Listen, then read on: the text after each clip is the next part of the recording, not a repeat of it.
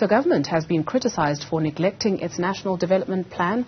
According to the Business Day report, the 10-year review recently released for the year 2021 to 2022 has revealed slow progress in its implementation.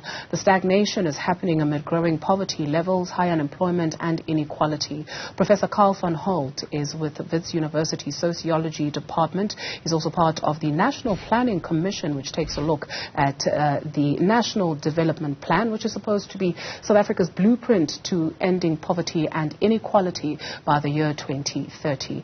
Prof, good afternoon to you. Are you there with us? Afternoon, Duduzile. Yes, I'm here. Thank you so much for your time. I'd like for us maybe to take a look at the vision statement of the National Development Plan, if we can bring that up for our viewers to also take a look with us. And you're part of the National Planning Commission. So when you got the call and this vision statement was put together, we the people of South Africa have journeyed far since the long lines of our first democratic election on the 27th of April 1994, when we elected a government for us all. We began to tell a new story. Then we have lived and renewed the story along the way. Now in 2030, we live in a country which we have remade. We have created a home where everybody feels free, yet bounded to others, where everyone embraces their full potential. We are proud to be a community that cares. We have received the mixed legacy of inequalities and opportunity and where we have lived, but we have agreed to change our narrative of conquest, oppression, and resistance. And so if we take a look at the year 2030, which is fast approaching, have we really changed the narrative? No, I don't think we've changed it at all. I just want to clarify that I was on the first Planning Commission, which produced the NDP, and including that vision statement, but I'm no longer on the National Planning Commission. So I think I think you're right to ask that question, Duduzile. I don't think that we have come anywhere near that. And the question really to ask is whether the NDP is still relevant to South Africa. And I want to, there are some good sections in the plan, I want to make that clear. There are also some very weak sections, I think. And I want to point, though, to two large questions that hang over the plan. The first is that as a plan, it's insufficiently focused. Now, my understanding of plan is to focus in on a series of key problems and identify the way forward. And in my view, the plan is much too broad and I don't know, it's got hundreds of recommendations. I can't remember the last count. And this seems to me not to be a plan. So that's a weakness in the plan. But there's something else, and that is that since then, everything has changed.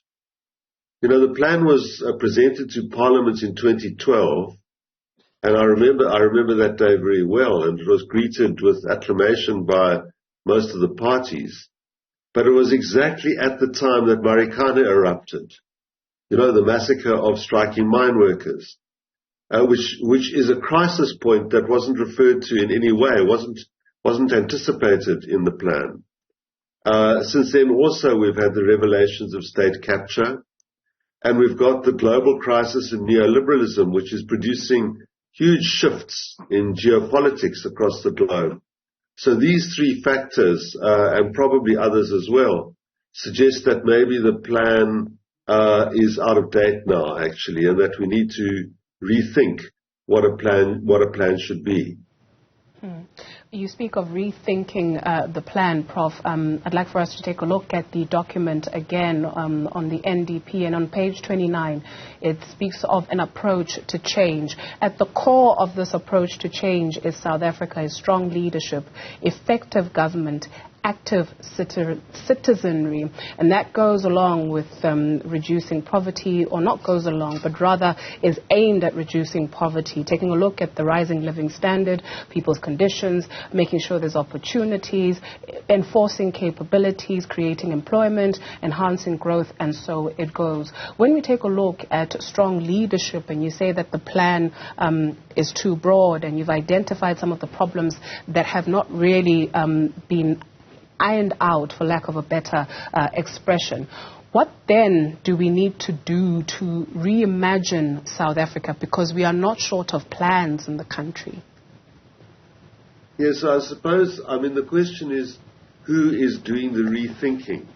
When you say we need to rethink the plan, or I say we need to rethink it. And I think that, the kind of big elephant in the room, the one that sort of is so difficult to talk about, is that actually we have a state crisis.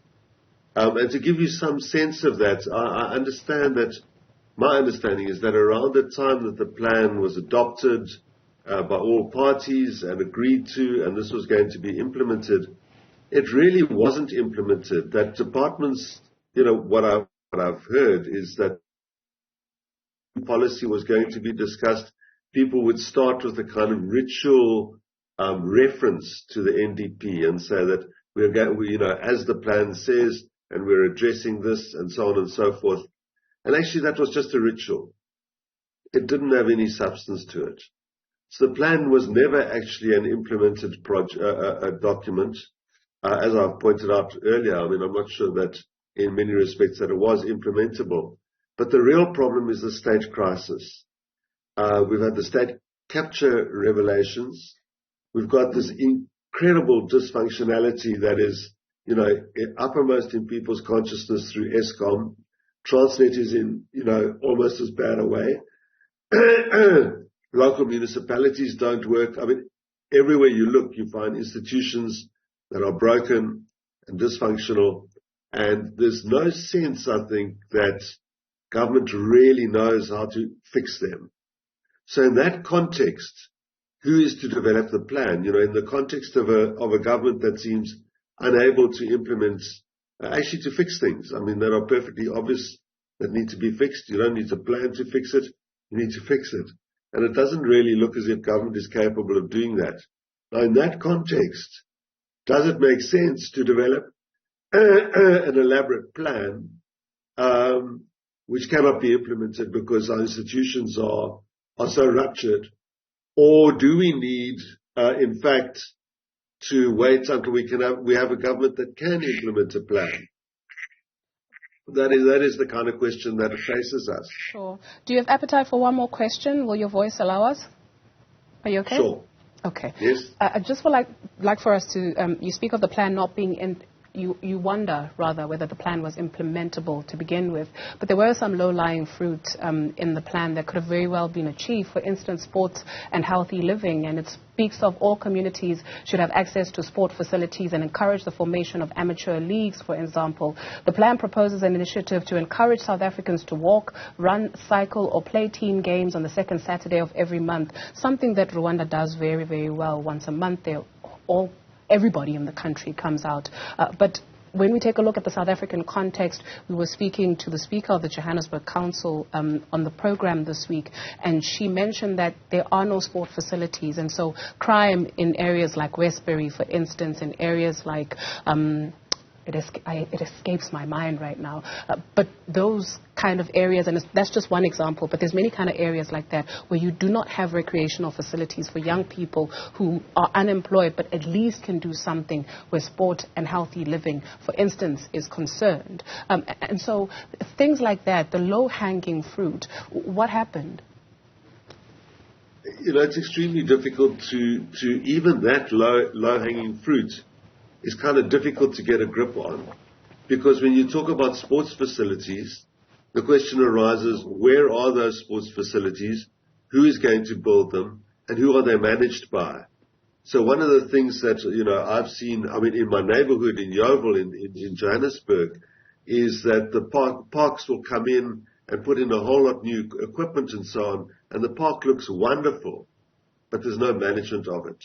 And after 6 months, after a year, those things are broken, they don't work. The gym that's at the bottom of the park, right outside my door, the equipment has been stolen and broken. So, without management, without an effective management, and that speaks to Johannesburg municipality, which is incapable of managing a park. So how do you get to the stage where people can do all of these things when government can't deliver its part of the bargain? That's where, the problem is. And I must say, and I think many citizens feel a strong sense of anger that we've allowed, the kind of collapse of institutions to reach this point. where so much is broken, and it's so difficult to reverse and work back and actually try to make things work. So I think the low-hanging fruit, becomes a victim of the same problem. Thank you very much for your time, Prof. Professor Karl van Holdt, Sociology. He's with the Sociology Department at Wits University.